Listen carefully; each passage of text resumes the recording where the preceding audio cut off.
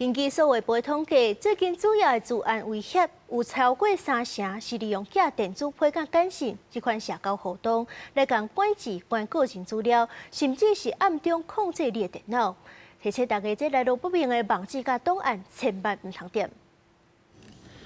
公布往来私人生活电子邮件拢用会着，毋过钓鱼邮件、假冒网站也是假档案家连假，互人无法度防止。7月时，中国信托银行和不少人士假冒钓鱼批，最近也有假冒公路总局邮件，指讲罚款无缴，爱照指示纳钱。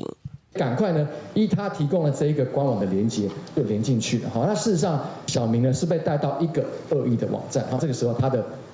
信用卡资料也被这个坏人给这个截取了。 数位部治安署统计，社交工程的资讯收集危害最近已经超过30%，加做主要治安威胁来源之一。为此提供听、看、听3步，像公布信息唔通用伫私人用途，关闭邮件有滥甲自动下载，佮以纯文字模式来开批。确认对象的是政府机关的网址，头一段一定是 gov.tv 假卖，exe、vbs、pif 等执行动绝对唔通拍开，必要时爱查证科技邮件一律删除，因为专门破发现金都要发放。数位部强调，官网就一个。此这一家没有其他分号，特别提醒一下，我们不会主动去通知发简讯而且相关的网址。